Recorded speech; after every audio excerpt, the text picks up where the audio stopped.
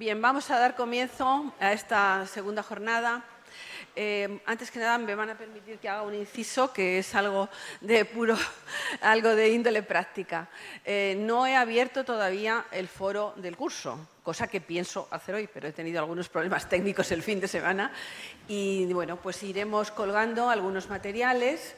Y bueno, pues ustedes también, como saben, podrán intervenir. Como saben, el foro está abierto durante varios meses, creo que por lo menos hasta el mes de octubre, de tal manera que bueno, pues puede ser un buen lugar para intercambiar, para dar opiniones y para que también ustedes puedan acceder a los materiales que se vayan colgando. Así que bien, vamos a dar entonces comienzo. Bueno, pues lo vamos a hacer con la presencia de una persona que conozco hace ya algún tiempo, que me es muy querida y que además agradezco que haya accedido a participar en este curso.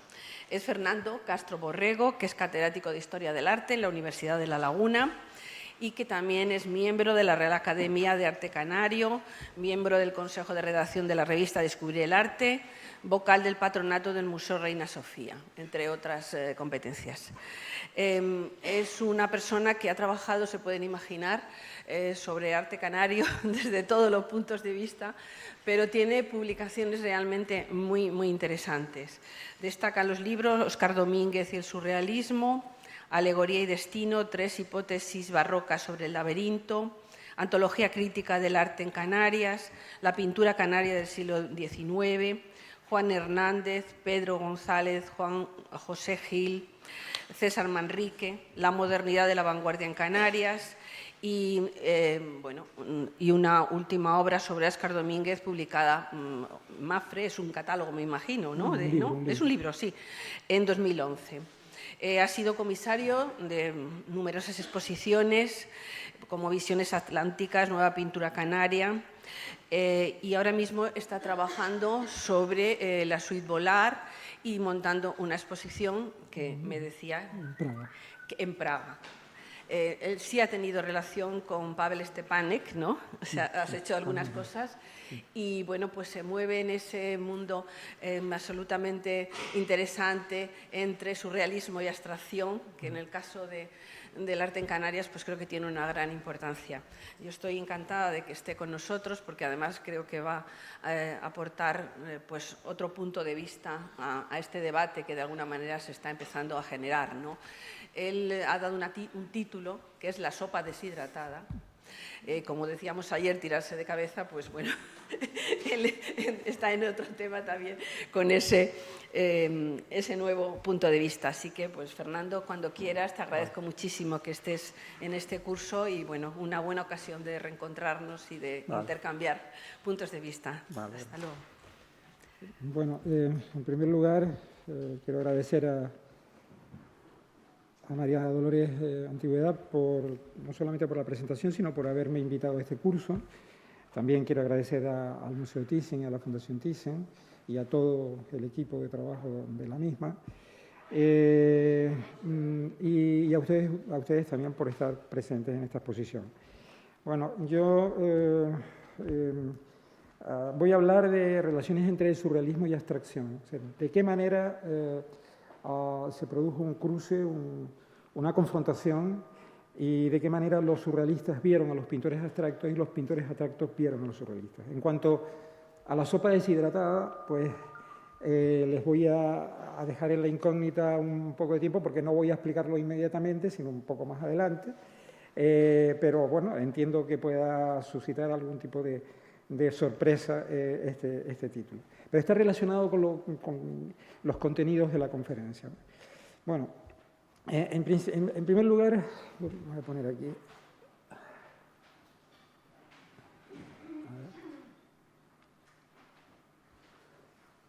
La imagen de Breton, una de las fotografías que le hizo Man Ray, una maravillosa fotografía con esas solarizaciones maravillosas, porque es una figura central de esta conferencia. El concepto de revolución y de rebeldía es el eje sobre el que bascula toda la actividad de los surrealistas y la meta que guiaba sus esfuerzos.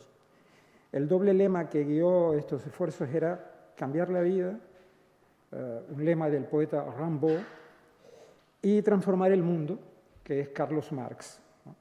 En realidad, la primera parte, cambiar la vida, no se sustentaba en Rimbaud, se sustentaba en Freud. Si cambiamos la vida, eso quería decir cambiamos la vida del sujeto, de la persona, y luego cambiamos la sociedad. Es la revolución total, absoluta.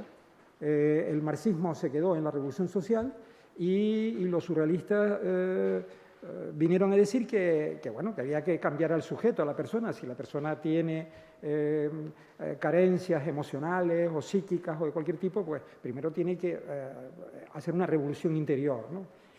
Esta doble realidad, este doble propósito era pretencioso, cuanto menos pretencioso.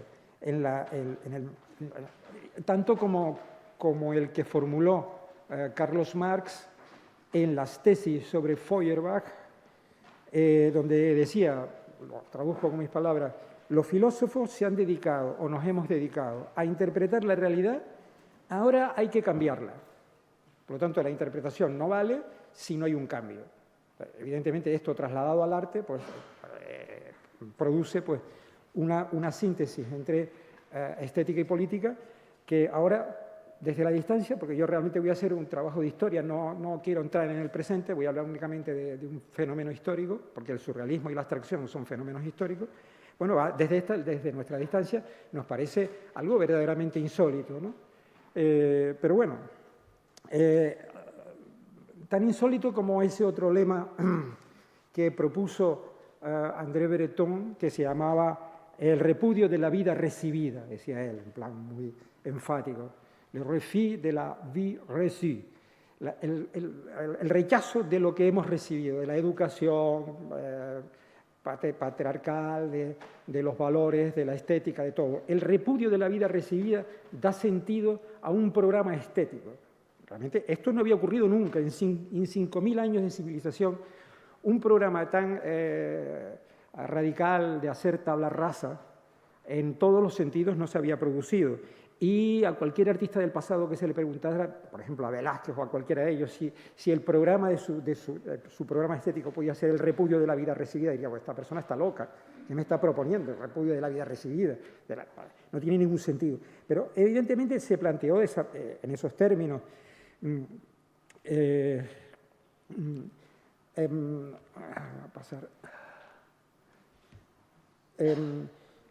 Si nos atenemos a los textos programáticos de las dos grandes figuras de la estética de la abstracción, que es el otro bando, que son Kandinsky y Mondrian, el único punto en común con los surrealistas es lo que las vanguardias abstractas centroeuropeas llamaron en su momento una revolución del espíritu. Pero claro, eso tampoco era aceptable para los surrealistas. Las connotaciones idealistas que comportaba no podían ser aceptadas por el grupo que encabezaba André Breton. Pero lo cierto es que el propio surrealismo en sus inicios estuvo interesado en el espiritismo, no solamente en el espiritualismo, sino en el espiritismo, en las experiencias de las mesas giratorias y de las apariciones, de los ectoplasmas. Ese fue el inicio del grupo surrealista. Pero luego se rieron de experiencias como las de Rudolf Steiner, el antropósofo, que influyó muchísimo en Kandinsky, pero bueno, en realidad también en Mondrian y en muchos otros artistas de la opción abstracta constructivista, ¿no? Pero en realidad los surrealistas empezaron así. Empezaron con experiencias de videncia, de mediums, sesiones públicas donde algunos poetas como Robert Denot hacía pues, una especie de espectáculo con apariciones y cosas por el estilo. Hasta el año 24 en el que André Breton escribe su texto Dejadlo todo, Lâchez tout, como Cristo, dejadlo todo, y publica el manifiesto del año 24, que es el punto de partida del movimiento. Pero pero al principio estaban en ese mundo que era el libro de los campos magnéticos, donde todo estaba relacionado con la espiritualidad. Y en un momento determinado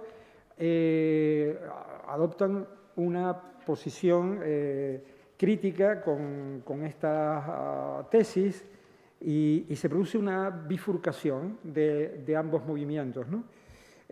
Antes de hablar de la bifurcación de ambos movimientos, quisiera también, porque yo voy a hablar de la internacional socialista, perdón, la internacional surrealista y la internacional constructivista y abstracta, ¿no? Eran dos internacionales que se enfrentaron, dos movimientos que pretendían alcanzar una difusión internacional y se enfrentaron duramente. Entonces parece que estos dos movimientos,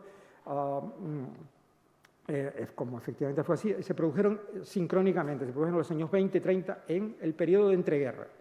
Pero hay un fenómeno que hay que tener en cuenta, y es cronológico. La mayor parte de los miembros de la internacional constructivista y abstracta, Kandinsky, Mondrian, compañía, tenían 10 o 20 años más que los surrealistas. Los surrealistas eran los jóvenes. Voy a citar algunas fechas porque estos son temas, planteamientos que hay que tener en cuenta. Mondrian nació en 1872, Kandinsky en 1866, Malevich en 1879, la época de Picasso, más o menos, 1881. En cuanto a los arquitectos que iban de la mano de los abstractos, siempre iban de la mano, los arquitectos del racionalismo, Walter Gropius, 1883, Mies van der Rohe, 1886, Le Corbusier, 1887. Fueron artistas que nacieron en el siglo XIX y que en el cambio de siglo tenían en torno a 20 años aproximadamente, y algunos de ellos, cuando se produce el estallido de la Primera Guerra Mundial, ya son personas maduras, ¿no? En 1919, fin de la Primera Guerra Mundial, Kandinsky tenía 39 años y André Breton era un joven que acababa de ser llamado a filas, acababa de terminar sus estudios de medicina y fue llamado a filas, ¿no? Realmente la diferencia de edad entre ellos era notable. Breton nació en 1896, Dalí en 1904, Duchamp en 1987, perdón, en 1887. En realidad nacieron en el siglo XIX, pero con muchos de ellos, o algunos de ellos nacieron en el siglo XIX, pero con una diferencia que podía llegar a 20 años entre unos y otros. Y los abstractos, los primeros abstractos, por ejemplo, la tríada de Mondrian, Kandinsky y Malevich, han nacido antes de 1890. Había una diferencia notable. Así que el ataque de los surrealistas contra los pintores abstractos era también contra la tradición o contra sus antepasados inmediatos, contra la generación precedente. Era un ataque contra la generación precedente, ¿no?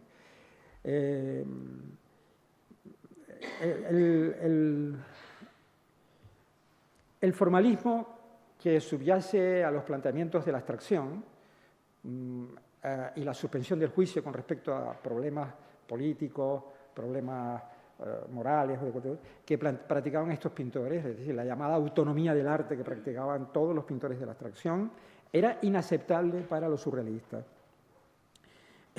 Una prueba concluyente es el juicio que para Breton y compañía mereció siempre la obra de Paul Cézanne. Paul Cézanne es el padre de las vanguardias históricas. Pues bien, Breton rechazó su herencia de una manera absoluta. En términos absolutamente despectivos se pronunciaba siempre sobre Cézanne. Por lo tanto, el concepto de autonomía del arte para los surrealistas no tenía sentido. Evidentemente, lo que determina tanto la revolución del espíritu preconizada por los abstractos, con inspiración en teósofos como Rudolf Steiner, Madame Blavatsky, etc. Por ejemplo, Johannes Itten. Aquí tenemos a Johannes Itten, el pintor vinculado a la Bauhaus, que estaba interesado en un mundo oriental. Hay un grabado porque él practicaba la religión más deísta de Zoroastro. Y bueno, pues esto normalmente la crítica funcionalista y marxista lo ha querido ocultar. Realmente no interesaba que se presentase ese aspecto esotérico de la primera Bauhaus. La primera Bauhaus era esotérica y estaba dentro del concepto de revolución del espíritu.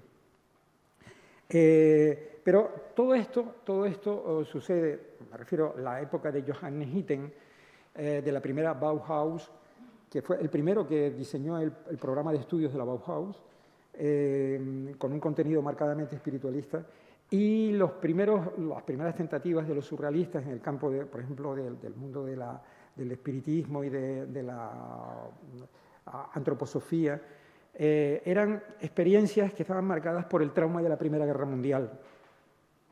Una crisis política profunda, como lo que fue en el siglo XVI el saco de Roma para los pintores manieristas. Un trauma, fue un auténtico trauma que dio lugar a una reflexión sobre la civilización moderna y sobre el materialismo que preside esta civilización. Y eso lo plantearon los pintores abstractos. Mondrian estaba vinculado también a la teosofía, y lo mismo, pues todos ellos, Franz Marc, todo el movimiento del Blaue Reiter tenía esa orientación. El planteamiento que había detrás de todo esto y que explica este desplazamiento hacia el campo del espiritismo y de la teosofía es que la Primera Guerra Mundial había sido el resultado del egoísmo. Y el egoísmo es una pasión, digamos que es el epítome de las pasiones, de todas las pasiones, digamos que es como un pecado capital que refleja la importancia de las pasiones en la vida de las personas, y que las pasiones había que eliminarlas, había que hacer un arte en el que el sujeto quedara aplacado, eclipsado. Y hasta el punto de que la teoría interpretativa sobre la historia del arte que sustenta todo esto, que es el formalismo, de autores como Belflin llegó a decir que había que hacer una historia del arte sin nombres. Ayer había una conferencia donde se hablaba de la historia del arte sin nombres de Belflin. Bueno, porque el sujeto había que desplazarlo, porque el sujeto había dado lugar al gran trauma de la Primera Guerra Mundial, ¿no? Y entonces, un arte sin sujeto era de alguna manera una cierta garantía para crear un mundo pacífico, apaciguado, ¿no? Por lo tanto, los pintores abstractos, los primeros pintores abstractos, rechazaron el grito, que es el lema o el emblema del expresionismo, el título del famoso cuadro de Munch. Los surrealistas también rechazaron el grito. La manifestación del malestar, del trauma que sufrió la cultura europea por la bancarrota absoluta de valores que supuso la Primera Guerra Mundial. Bueno, es cierto. Pero los surrealistas introdujeron un elemento nuevo en esta explicación de los hechos, ¿no? Introdujeron el concepto de creatividad la idea de la liberación de los instintos reprimidos. Un concepto de liberación que no tiene nada que ver con el que reza en el subtítulo de este ciclo, como dice, la liberación del artista. Pues la liberación del artista para los surrealistas tenía que ver justamente con la liberación de las pulsiones reprimidas. El mundo instintivo está en el origen del mundo emocional. Los expresionistas se quedaron en el plano emocional, se dedicaron a gritar. Pero hay algo detrás. Entonces, desarrollaron una hermenéutica, una interpretación de los hechos que acabó convirtiéndose en una metafísica. Más allá de la apariencia, del malestar de la cultura, como decía Freud, más allá del malestar de la cultura está el malestar del individuo. El individuo está enfermo, el ser humano está enfermo. Y esa enfermedad Freud la intentó curar y Freud influyó enormemente en los surrealistas.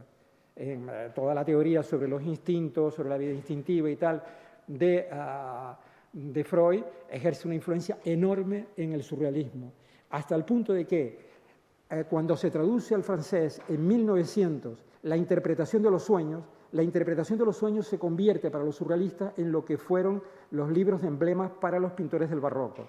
Los emblemas del Chateau, la iconología de Ripa, todo eso.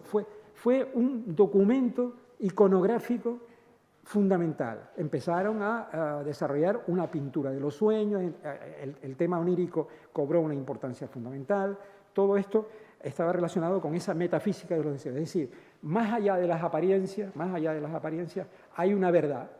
Hay un contenido de verdad que tiene que aflorar y que la pintura, el único motivo, razón de ser que tiene es el afloramiento de esos deseos reprimidos.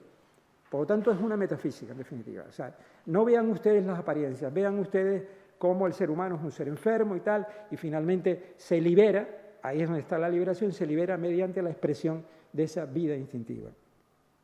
Había que revelar y hacer visible este mundo. Esa fue la tarea fundamental, con el cual ellos creían que estaban dando un salto con respecto al propósito de Johannes Itten, de Kandinsky, cuando Kandinsky escribe de lo espiritual en el arte, que estaba dentro de una dinámica de pensamiento que es típica del simbolismo europeo, porque el mundo del espiritismo y de los medium y tal es típico del simbolismo, de la poesía simbolista y del arte simbolista. Entonces ellos creían que estaban más allá de eso. Efectivamente, alguien puede decir, pero si el surrealismo es simbolismo, sí, formalmente, pero cuando a Breton le preguntaban, él decía siempre lo mismo: nosotros somos la cola del siglo XIX, pero la cola prensil, como la de los monos. O sea, no es un apéndice muerto, es una garra. Somos la cola prensil del siglo XIX. Si el simbolismo no como una especie de ensoñación vaga, una especie de evasión contemplativa, como lo que decía Schopenhauer, del mundo del nirvana, de la liberación de la funesta voluntad de vivir. No. Más allá de todo eso, somos la cola prensil del siglo XIX. La cola prensil del simbolismo, la influencia del simbolismo, la importancia que en los surrealistas ostenta la figura de Gustave Moreau, por ejemplo, o de Odilon Redon. Todo esto... Breton, de todas maneras, no era tonto y no estaba dispuesto en esa batalla contra los pintores abstractos simbolistas de Centro Europa en falsear la realidad. Y él sabía que Kandinsky era un gran artista. Él escribió un texto sobre Kandinsky, muy breve, donde dice que no había habido desde Seurat ningún artista con el bagaje filosófico de Kandinsky. Evidentemente había leído de lo espiritual en el arte. Y añadía que de cualquier manera la filosofía de Kandinsky es una filosofía oriental y la que nos interesa a nosotros es una filosofía occidental, como la de Picasso, dijo, como la de Picasso. Picasso, artista occidental, Kandinsky, artista oriental. Kandinsky tenía un lado oriental, es cierto. Uno de los libros fundamentales de inspiración de Kandinsky es el libro de los tártaros de los muertos, el libro de los muertos del pueblo tártaro, porque él tenía origen ruso-tártaro, ¿no? Y entonces el libro de los muertos de los tártaros es un libro fundamental para Kandinsky, igual que toda la filosofía oriental, ¿no? Ciertamente esa es una tradición importante, ¿no? Pero bueno, la batalla de las dos internacionales se estaba fraguando. El análisis formal de la obra de arte no le interesaba al surrealismo en absoluto. También rechazaron el placer de los sentidos, es decir, rechazaron el impresionismo y la competencia técnica necesaria para desarrollar una obra de arte. El aspecto racional que tiene toda técnica, lo rechazaron absolutamente. No creían en la pintura, no creían en los valores pictóricos. Los pintores abstractos eran pintores, verdaderamente pintores. Ellos intentaron romper con la pintura y generar nuevos modos de expresión relacionados con el automatismo psíquico, por ejemplo, el objet trouvé, el objeto surrealista que venía del ready-made Dada, pero En realidad, en el fondo, estaban, como ellos pretendían y lo decían abiertamente, estaban haciendo una revolución.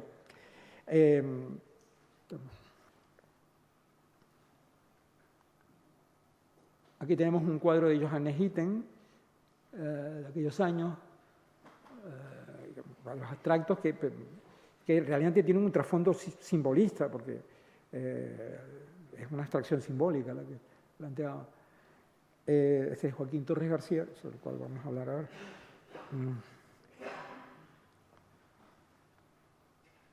En los cuadros de Joaquín Torres García, el constructivista, una de las figuras centrales de la internacional constructivista y abstracta que se desarrolló entonces en París. Le Corbusier, que es otra de las figuras claves. Bueno, ahora vamos a hablar de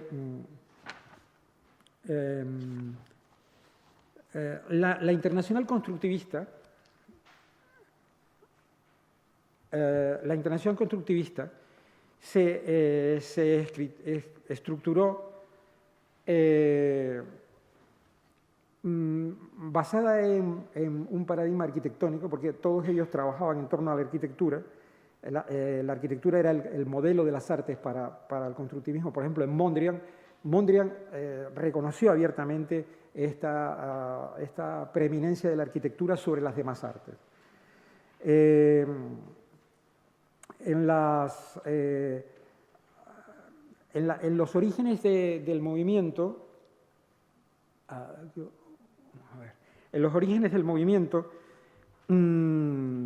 estaba el constructivismo ruso, que se desarrolló en Moscú antes de la Revolución, y las investigaciones de la Bauhaus alemana. Itten, Kandinsky fueron profesores de la Bauhaus, como ustedes saben. Pero la internacional constructivista se trasladó a París a principios de los años 20 y desarrolló una actividad importante. Por lo tanto, el campo de batalla estaba en París. Breton sabía quiénes eran sus enemigos. No era tanto la academia, no era tanto l'École des Beaux-Arts, la Escuela de Bellas Artes, donde estaban los académicos, etc. No, eran los constructivistas, eran los pintores abstractos, eran sus enemigos, ¿no? Y allí es donde estaba toda una actividad de difusión del ideario respectivo. Los constructivistas tuvieron revistas importantes desde los años 20, el grupo y la revista Abstracción Creación, el grupo y la revista Círculo y Cuadrado. En 1930 se desarrolla, se produce un impulso muy importante del grupo Abstracción Creación, con Torres García y con Michel Chauffour, e incluso antes, aunque no he traído ninguna foto, Le Corbusier en 1920, de 1920 a 1925, edita una revista que se llama El Espíritu Nuevo, L'Esprit Nouveau, que es una revista que alcanzó una difusión enorme. Así que el constructivismo se organizó de una forma sistemática, con revistas, con difusión internacional. L'Esprit Nouveau, por ejemplo, la revista de Le Corbusier, de Paul Dermet, etc., una revista que alcanzó una difusión en Latinoamérica enorme. No solamente fue importante para la arquitectura, también fue importante para la pintura abstracta, porque siempre iban unidos, arquitectura y pintura abstracta. La internacionalización del movimiento surrealista empezó también con sus revistas. El primer manifiesto del surrealismo es del año 24 y el año 24 se produce la primera revista que se llama La Revolución Surrealista. La palabra revolución juega un papel importante, ¿no? Pero claro, había que expandir físicamente este movimiento y Breton pensó ya en los años 30 que el modo de hacerlo eran las exposiciones internacionales, la internacionalización. Y desarrolló un programa, eso sí es verdad que no lo hicieron los constructivistas, de exposiciones organizadas desde París y con una disciplina férrea que era la que imponía el propio Breton a todos sus seguidores. tanto pintores como poetas. Y entonces se produce la exposición de Copenhague, la primera, la de Praga y la de Tenerife, la de Santa Cruz de Tenerife.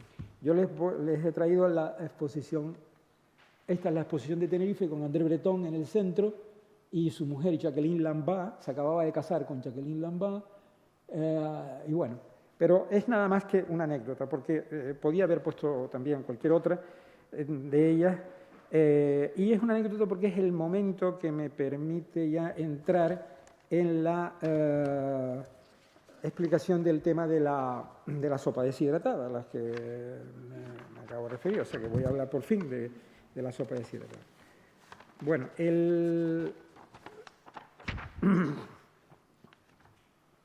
las relaciones de los surrealistas franceses que hicieron el viaje a Canarias, es decir, eran Breton, el poeta Benjamin Péret y la mujer de Breton, Jacqueline Lambert. Péret era un poeta de inspiración anarquista, había estado estaría después, en las jornadas de Barcelona, en la guerra civil, con los grupos anarquistas. Fue algo así como el secretario de Breton hasta el final de sus días, ¿no? Una persona muy fiel a Breton, ¿no? Un gran poeta, por otra parte. Bueno, lo cierto es que los surrealistas pensaban que ese era un intento de colonización, de expansión del ideario surrealista y querían someter el grupo de poetas y pintores que había entonces en Canarias a la disciplina del surrealismo, en esta lucha que Breton estaba intentando desarrollar con el programa de internacionalización. En el prefacio de la edición de la revista que dirigía Eduardo Westerhall, ahí se ve la figura de Eduardo Westerhall también en el centro, que se llamaba Gaceta de Arte, el prefacio que hace la editorial Turner de Madrid en los años 80, Westerhall recuerda aquellos días de confraternización con el grupo surrealista y introduce una nota amarga, ¿no?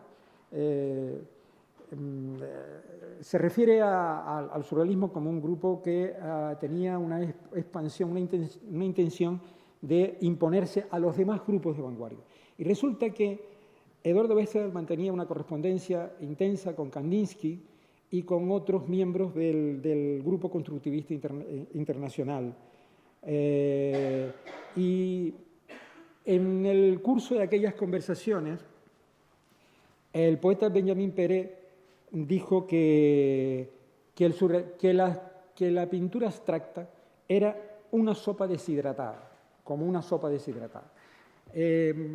Yo me imagino que quería decir pues, algo que no tenía sustancia. Es un poco contradictorio porque realmente la sopa deshidratada sigue teniendo sustancia y lo único es que no tiene agua nada más, pero realmente era como un sinónimo de decir no sabe a nada. O sea, si no representa la realidad, y uno diría, bueno, pero ¿qué realidad existía para los surrealistas? Es decir, la realidad de los sueños, la fotografía de los sueños. Si no representa la auténtica realidad, que es el mundo de los sueños, pues es como una sopa deshidratada. Y esto dolió muchísimo a Eduardo Westerhall, que realmente era un constructivista, era un partidario de la pintura de Kandinsky. Y nada más marcharse a París el grupo surrealista, el grupo que eran 3 nada más, pero que fueron los que asistieron a la exposición, nada más marcharse a París, Westerhall le escribe una carta a su amigo Willy Baumeister, que era un pintor constructivista alemán importante, aunque de segunda fila, no era Kandinsky, pero era un pintor que era muy amigo de Westerhall. Le escribe una carta a Baumeister donde se sincera y le dice lo siguiente: el surrealismo es enemigo de la pintura abstracta. No sabe usted cómo. No sabe usted cómo. Y en algunos de estos asuntos no coincido con Breton. No creo, por otra parte, que el surrealismo haya alcanzado su objetivo, salvo en poesía. Salvo en poesía. Westerhall era también poeta. Salvo en poesía. Pero añadía Westerhall algo como intentando establecer un criterio objetivo, ¿no? Sí. Dice, no carece de interés. Estas reservas, de todas maneras, no las quiero hacer públicas, porque quiero penetrar en este movimiento, es decir, en el surrealismo, en el que se dan cosas tan maravillosas del ámbito de la destrucción, pero que apuntan a una nueva realidad con respecto al hombre, aunque yo no veo en ellos un propósito constructivo, verdaderamente constructivo, que requiere un hombre nuevo en el mundo que nace, dice él, lo decía en la carta. Evidentemente, esta descalificación rotunda de la abstracción estaba fundada en un hecho cierto. A ver, aquí tenemos a estar con sus perritos. Bueno, por aquellos años, antes de venir de París, se desarrolló la primera técnica de automatismo psíquico, que es la de calcomanía. Técnica de automatismo psíquico en pintura, porque también habían hecho el automatismo psíquico en juegos de palabras, en lo que ellos llamaban el cadáver exquisito, pero el que es un juego, un poema colectivo, ¿no? En que cada uno dice una palabra y tal. Pero aparte de ese automatismo y de esas cuestiones que forman parte de la historia del surrealismo, lo cierto es que el primero que desarrolla la técnica de la calcomanía, que es el pintor Óscar Domínguez, que era un pintor canario pero que vivía en París, le plantea a Breton un problema. Como no quería decir que estas eran obras abstractas, porque no lo podía aceptar, ¿saben cómo lo tituló? De calcomanía sin objeto preconcebido. Y se quedó tan tranquilo, ya esta es la fórmula. Después, como Domínguez hizo obras en las que aparecían figuras, como un león que estaba a punto de abalanzarse y tal, bueno, pues entonces dice, estas son de calcomanías del deseo. Pero las primeras las llamó de calcomanías sin objeto preconcebido, con tal de no utilizar la palabra abstracción. Pero claro, en 1919 Breton escribió un texto maravilloso sobre Miró, que se llama Constelaciones, sobre las constelaciones de Miró, sobre la obra de Miró. Es una fecha muy temprana, cuando ni siquiera había fundado el movimiento. Y hay algunas excepciones, por ejemplo, la obra de Miró, que tiene un componente de abstracción importante, y la obra de Jan Arp. Bueno, Jan Arp, sí. Jan Arp es un caso excepcional, ¿no? Era también de una generación anterior. Había nacido en 1887 y tenía un pasado, irreprochable pasado como artista dada, del Cabaret de Suri. Estuvo en Monte Verità, en la comuna esotérica de Monte Verità, en Ascona, en el Ticino suizo. Fue un hombre con una trayectoria muy, muy importante. Y en un momento determinado, Jan Arp, que era un pintor abstracto, un pintor, no se puede decir que sea pintor, era un artista en un sentido total, era también poeta,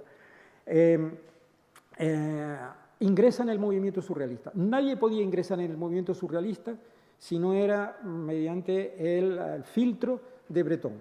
Y en el año 24, cuando se produce el primer manifiesto, ingresa Jan Arp. Sorprendente. Realmente él no es un pintor figurativo y no pretendió nunca representar el mundo de los sueños. La poesía de Jan Arp es una poesía que sí tiene una inspiración irracional, muy potente. Y yo creo que esa fue la causa por la cual, esa causa y el hecho de que había sido un destacado miembro del grupo Dada, ¿no? Pues es lo que hace que Breton acepte un pintor abstracto como Jan Arp, ¿no? El carácter irracional de la poesía y de la poética, de la poesía y de la poética de Jan Arp, se basaba en una idea misteriosa que es la idea de la palabra griega omphalos. Otros dicen omphalos, que es el ombligo. Es como una especie de principio medular a partir del cual se desarrolla el mundo. Entonces, toda su obra biomórfica, de inspiración biomórfica, claro, evidentemente era un pintor abstracto, pero biomórfico, porque lo que no aceptaba Breton era la pintura geométrica. La abstracción geométrica no, eso no se podía aceptar. Pero si se trataba de una pintura biomórfica, sí. Les voy a citar un poema de Jean Arp que revela esa concepción, esa cosmovisión que tenía, que revela hasta qué punto Breton no podía sino aceptar la petición que hizo Jean Arp para entrar en el grupo. Vean el mundo misterioso de Jean Arp, ¿no? Dice, de la ondulante lana del cielo se eleva una hoja. La hoja se transforma en un torso. Esta obra se llama Torso con cabeza de flores. Se convierte en un torso. El torso se transforma en una vasija. Un majestuoso ombligo aparece, crece, se hace más y más grande. La ondulante lana del cielo se disuelve en él. El ombligo se ha convertido en el sol, en una fuente colosal, en la fuente primaria del mundo. Toda la obra enigmática de Jean Arp responde a esa idea. Pero Jean Arp tiene lo que ahora se llama una posición transversal dentro de los grupos de vanguardia. Era muy amigo de los constructivistas. Fue amigo de Theo van Doesburg, el holandés, que fue además no solamente un constructivista, sino un declarado agitador, un provocador auténtico, un defensor del movimiento, con armas que no eran propias del carácter pausado de esos pintores abstractos y de esos arquitectos. No, Theo van Doesburg fue un agitador. Muy amigo de van Doesburg, muy amigo del Lissinsky, del constructivista ruso de la Bauhaus. Escribió un libro con el Lissinsky sobre el origen de los sismos en el arte contemporáneo, y evidentemente pudo transitar entre las dos internacionales. Fue el único ejemplo de esa posibilidad de convivencia que no se dio nunca más, ¿no? Evidentemente porque la batalla se planteó en unos términos absolutos, ¿no? Bueno,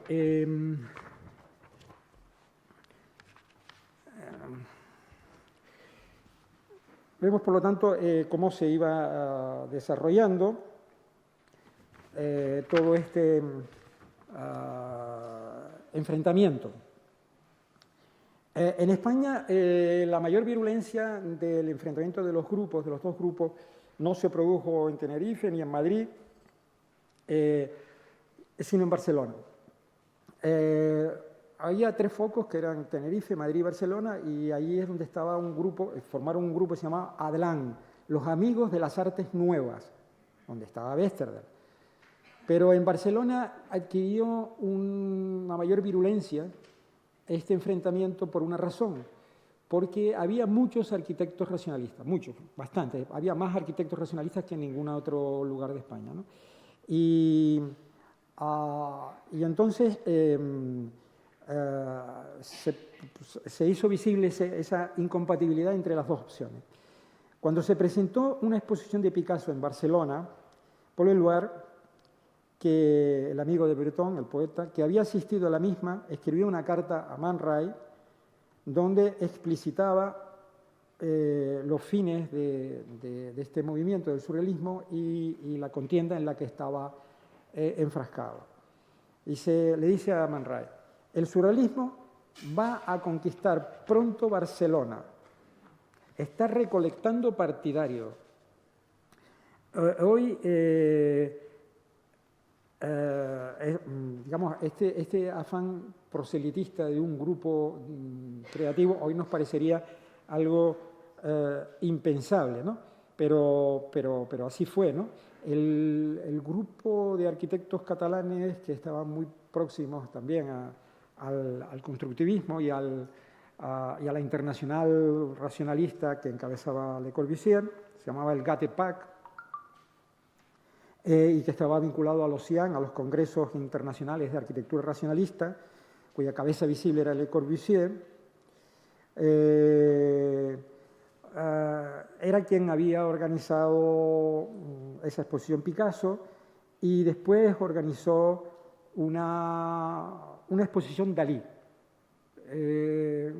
Grave error, ¿no?, para los constructivistas haber organizado una exposición Dalí.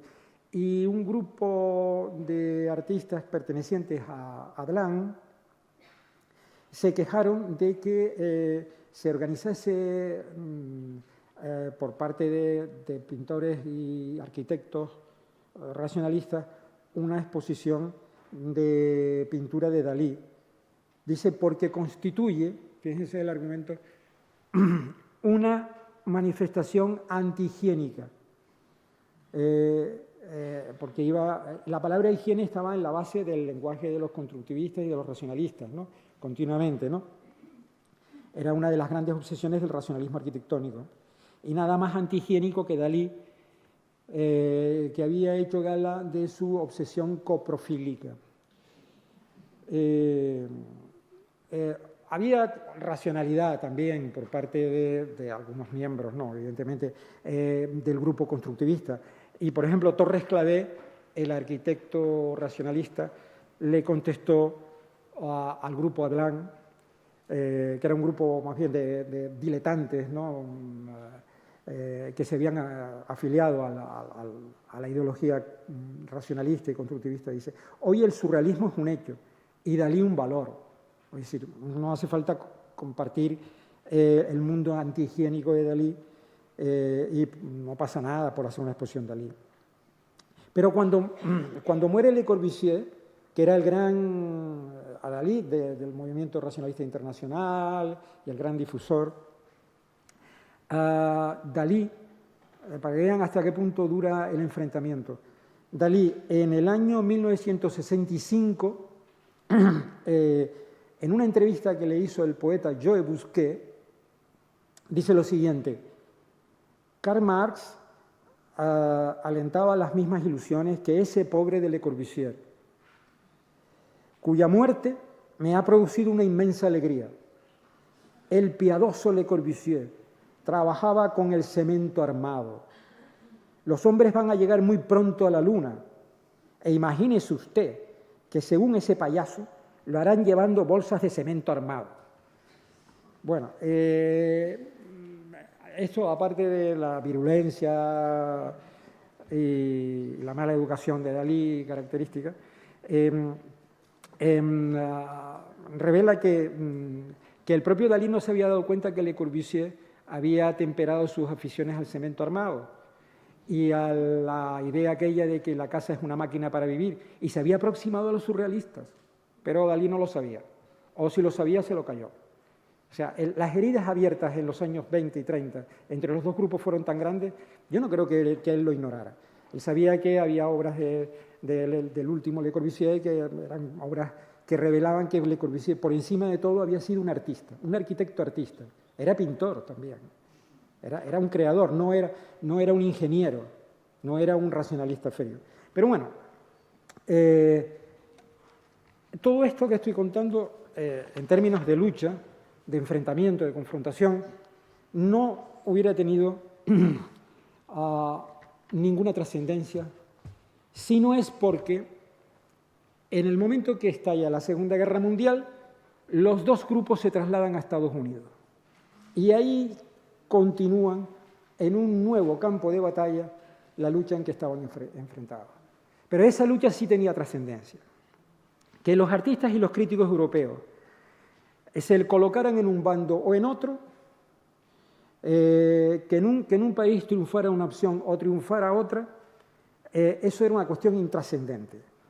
Pero donde realmente midieron sus fuerzas las dos posiciones fue en Estados Unidos. Para los surrealistas, editar un boletín en Praga, en Tenerife o en Bruselas, en lugar de las exposiciones internacionales, pues cobraba importancia. Ellos consideraban que era un triunfo, o como decía Paul Eluard, estamos consiguiendo muchos adictos en Barcelona. ¿Y qué? Realmente la batalla se iba a librar en Estados Unidos, en la sede del capitalismo, en el foco fundamental del capitalismo. Ahí es donde había que librar la gran batalla. Y ahí es donde se produjo eso, porque no se podía producir en la Unión Soviética, porque la Unión Soviética no los quería ni a unos ni a otros. No los dejó entrar. Le Corbusier lo intentó, diseñando el Palacio de los Soviets, y en cantidad de declaraciones que hizo él por conseguir que la nueva revolución, un nuevo concepto de sociedad que se estaba fraguando en Rusia, pues que tuviera una arquitectura en consonancia con ese espíritu revolucionario. No. Ni la internacional constructivista, ni la internacional surrealista. Bueno, incluso el régimen soviético, una vez que se conocen los crímenes de Moscú, los procesos de Moscú, produce una escisión dentro del surrealismo, del surrealismo francés, que era tan férreo, parecía tan monolítico. Pues no era tan monolítico, porque el surrealismo francés se dividió entre los partidarios de los crímenes de Moscú, Paul Éluard y Louis Aragon, y Breton, que no aceptó ningún tipo de complacencia con lo que estaba ocurriendo en la Unión Soviética. Y luego se acercó al trotskismo y al socialismo utópico, ¿no? O sea, pero evidentemente las cosas están así. La batalla se libraba efectivamente en Estados Unidos. Hay una diferencia fundamental, y es que la mayor parte de los surrealistas, por no decir todos, se afincaron en Nueva York, y la internacional constructivista se repartió por algunos lugares de la costa este. En Chicago estuvo la nueva Bauhaus de Moholy-Nagy, en fin, en la costa oeste estaba dos arquitectos importantes, que eran Richard Neutra y Schlinder. Hubo una expansión y una penetración muy grande, ¿no? Pero los pintores, por supuesto, iban con los arquitectos, estaban en el bando de los arquitectos y tenían esa ventaja. Los surrealistas también tuvieron una ventaja adicional, y es que Freud ya había entrado en Estados Unidos. Y era una ayuda, ¿no? Realmente la afición de los americanos al psicoanálisis ya se había producido antes, ¿no? Pero eso realmente no supuso una consecuencia decisiva, en la medida en que la lectura que hacían los surrealistas del mundo de Freud era una lectura estética, vamos a decir, no terapéutica. Los norteamericanos, cuando tenían problemas, iban al psiquiatra, y eso fue, vamos, un aprovechamiento del mundo freudiano. Pero la manera en que Breton y compañía filtraron esos contenidos terapéuticos, psicoterapéuticos del psicoanálisis, era realmente distópica, vamos a decir, ¿no? Era un mundo donde abundaban imágenes terribles acerca de la relación del sexo y la muerte, y donde había, digamos, espectáculos no muy agradables para una sociedad que acababa de triunfar en la Segunda Guerra Mundial y que tenía una visión optimista de la vida. Y ese lado distópico de las amputaciones y la sangre derramada y la coprofilia y todas estas cosas realmente no eran bien recibidas en aquella sociedad. Aún así hubo artistas que se aproximaron al mensaje surrealista, como Archila Gorky, pero curiosamente esos artistas que se aproximaron al mensaje surrealista eran artistas que también estaban muy cerca del planteamiento psiquiátrico de Jung. Y Jung era el enemigo, era discípulo de Freud, pero se había convertido en enemigo de Freud. Porque hubo un momento determinado en que Jung, el psicoanálisis de Jung, se desplazó hacia un terreno que para Freud era peligroso, que era el terreno del esoterismo, de la alquimia, de los mitos. Y la separación entre los dos fue muy importante, siendo así que para los surrealistas franceses, el grupo surrealista importante, Jung apenas cuenta, pero Freud muchísimo. El problema es que el peso específico que tiene la sexualidad en el psicoanálisis de Freud lo tiene también en el surrealismo. Y Jung tiene una concepción que está más relacionada con lo que Jung llamaba los arquetipos simbólicos. Y entonces en Estados Unidos influyó muchísimo. Y hubo también una percepción en la crítica americana de que esos pintores americanos que estaban influidos por el surrealismo, como Achille Gorky, eran creadores de mitos, myth makers. El mundo de los mitos, de las antiguas culturas. No es que a Breton no le interesara. Breton, por ejemplo, coleccionaba máscaras. Fue un importante coleccionador de máscaras. Y en Estados Unidos siguió coleccionando máscaras. Él era un gran coleccionista de las máscaras capuchinas y de las máscaras esquimales. Son maravillosas, ¿no? No solamente...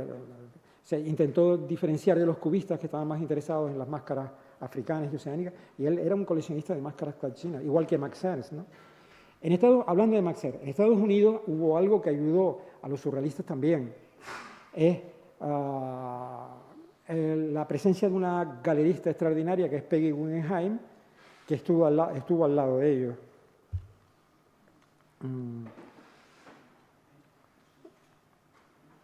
Aquí tenemos algunos de los artistas que fueron en el grupo de Breton a Nueva York. Masson, aunque realmente era un disidente, Masson pertenecía al grupo de Bataille, pero eso tampoco tiene mayor importancia. Achille Gorky, lo que hacía Achille Gorky, un poco antes de que llegaran ellos, ¿no? En el año 36-37, influido por Picasso, muy influido por Picasso. Y el Jackson Pollock. El Jackson Pollock, bueno, no cabe duda de que no se concibe sin el automatismo psíquico surrealista, porque es una práctica, pero sin el bagaje teórico, sin la aceptación de todas esas consecuencias de la metafísica de los deseos que siempre quería incorporar Breton, ¿no? Estaba también algunos artistas jóvenes como Roberto Mata, que tenía entonces 28 años, cuando llegó a Nueva York, el chileno que formaba parte del grupo surrealista. Y aquí tenemos a Peggy Guggenheim, que además les ayudó a ellos, entre otras cosas, porque se casó con Max Ernst. Y claro, la ayuda de Peggy Guggenheim fue decisiva en su propia galería, la galería que tenía en Nueva York, hasta que se trasladó a Venecia. Aquí la tenemos en Venecia, en su Museo de Venecia, y ya los dejó un poco huérfanos, y también, en parte también porque Breton no consiguió el éxito que había esperado, ¿no? en Nueva York. Y en 1947 levantaron el vuelo y volvieron, ¿no? Así que Breton en Nueva York asistió al triunfo del racionalismo arquitectónico, el triunfo de Jung, un psicoanalista que era tachado por los surrealistas de filonazi, el triunfo de Jung y por otro lado, el programa político que llevaba incorporado siempre. En ese momento era el programa político de Breton, en ese momento giraba en torno a Fourier, escribió la oda a Georges Fourier, y a Trotsky, ¿no? Tampoco se lo compraron el programa político, o sea que realmente no le quedaba otra cosa que hacer lo que decía Lukács del filósofo Adorno, que se fue también a Estados Unidos: sentarse en el gran hotel Abismo, al borde del abismo, que es la contemplación de la sociedad americana. Bueno, pues Breton se sentó en el Hotel Abismo, en el borde del acantilado, para contemplar un espectáculo que no le interesaba. Evidentemente, ejerció una influencia esa internacional por la influencia del automatismo psíquico en la pintura de la Escuela de Nueva York, pero el propósito de transformar el mundo y cambiar la vida no lo consiguió. Lo consiguió el grupo constructivista hasta cierto punto, a un precio muy alto y solamente parcialmente. Porque, vamos a ver, Mies van der Rohe le decía a los norteamericanos que quería enseñarles a vivir de otro modo. Una afirmación petulante, pero lo consiguió. Estados Unidos se llenó de rascacielos según el modelo de la Bauhaus. Ellos impusieron un modelo en Estados Unidos que se generalizó. El único que resistió a ese intento de colonización de Estados Unidos fue Frank Lloyd Wright, que no se cansaba de predicar, que había que resistirse a la Bauhaus, a la penetración de la Bauhaus en Estados Unidos, pero no lo pudo hacer, por razones económicas, evidentemente, porque el racionalismo y el constructivismo tenían un planteamiento económico, ¿no? Que podía ser aprovechado desde criterios de rendimiento económico del capital, ¿no? Del capital invertido en el mundo de la construcción, ¿no?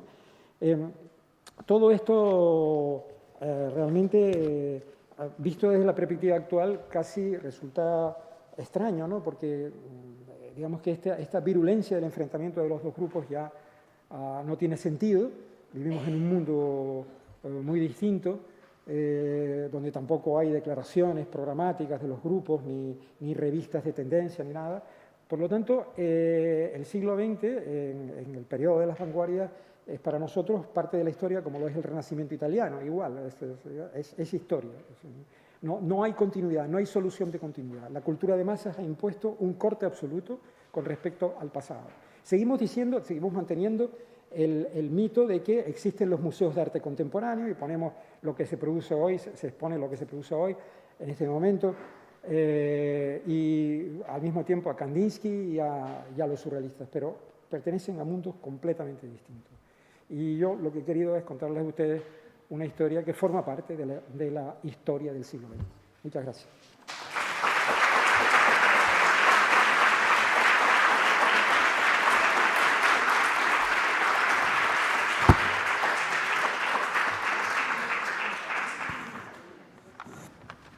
Bueno, en ese caso, muchas gracias a Fernando. Abrimos turno de preguntas.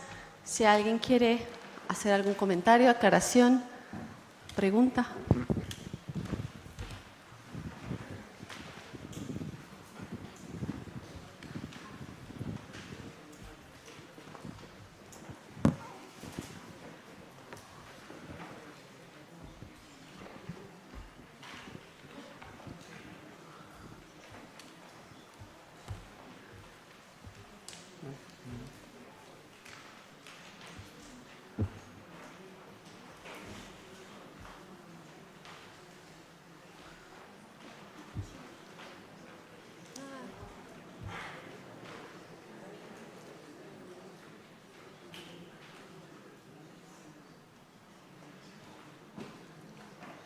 No hay valientes esta mañana. No empezamos aún el debate. No. Vale, pues entonces vamos Hombre, yo creo que con el café se nos va a ir abriendo así como la idea de debatir, de comentar. Ayer estuvo interesante y como que escuchamos muchas aportaciones, entonces vamos a dejarlas ahí pendientes. Sí, me gustaría decir algo un poco por cerrar. Primero, agradecerle a Fernando que ha ido desgranando sus pensamientos paso a paso, ¿no? Pero sobre todo me ha interesado muchísimo lo que has dicho al final, que de alguna manera lo que estamos haciendo es reconstruyendo un momento. O sea, estamos reconstruyendo la historia de toda esa vanguardia que en cierto modo está agostada. Es que preparando yo mi intervención es que he llegado a las mismas conclusiones. Es así. Quiero decir que en el año 42-43 esa historia ha acabado, ¿no? En el 50. Entonces estamos reviviendo de alguna manera, se vive, o podemos decir que la vanguardia se convierte en académica. Se convierte en un recurso más. No sé si compartes esa idea, pero no, pero lo me que parece pasa curioso. Es que la palabra academia tiene connotaciones negativas, Sí. ¿no? Y bueno, la academia fue una ventaja importante para los artistas europeos, lo sabemos, ¿no? Desde el Renacimiento, ¿no? Pero en realidad se convierte en historia. O sea, el problema de las continuidades históricas es que a menudo son falsas. O sea, ahora hablamos de museos de arte contemporáneo y lo mezclamos todo. Y a lo mejor, por ejemplo, si estamos hablando de la pintura, lo que es la pintura, Kandinsky está mejor con Picasso, con Picasso, y los dos están mejor con Velázquez. Pero, sí. es su familia, es es la familia de la historia de la pintura. Sí, sí. O sea, todo lo que ocurre después de la Segunda Guerra Mundial es otra cosa. Pero ¿por qué a nosotros nos interesa que Picasso, Kandinsky y Janart, por ejemplo, que sea, estén con los pintores actuales? Por el prestigio. Porque aún así existe algo que se llama la tradición de lo nuevo, la tradición de la modernidad. La modernidad ha constituido una tradición habiendo identificado un enemigo que era la academia. O sea, evidentemente, lo que ocurre en el periodo de entreguerras, antes del estallido de la Segunda Guerra Mundial, es que se ve este enfrentamiento entre dos concepciones de la vanguardia, ¿no? La de los surrealistas y la de los pintores abstractos. Sí, eso es una... Y se plantearon en unos términos que hoy en día no se podrían volver a plantear. Evidentemente, si estamos hablando de la continuidad, es más fácil plantear la continuidad a partir de aquellos que no creían en la pintura, que eran los surrealistas. Porque desde el pop art en adelante, el pop art tiene influencia del surrealismo, y todo lo que viene a partir de ahí, si establecemos una genealogía que arranque del surrealismo, es posible. Pero la pintura abstracta no, porque la pintura abstracta es pintura. O sea, la podemos considerar simbolista o formalista. Si queremos, pues aquí ha habido conferenciantes que han dicho que es formalismo, que se hay que plantearla, y que el argumento simbolista no hay que utilizarlo. Vale, es posible. O que su utilización es nefasta, que no hay que estar planteando explicaciones simbólicas con respecto sea como sea, pero es pintura. Estamos aún en el campo de los lenguajes artísticos tal y como estaban establecidos, con pequeñas variaciones. Pero la llamada ruptura de las vanguardias no es tal ruptura. La ruptura es lo que tenemos ahora. Esta sí es una ruptura. Entonces, que cada uno piense lo que quiera con respecto a lo que se ha roto, al significado de aquello que se ha roto. Porque algo pues sí se ha roto, pero hemos ganado. También puede ser que hayamos ganado. Pero realmente yo cuento esto como un relato histórico. Nada más. Pues muy bien, gracias. Me parecía interesante.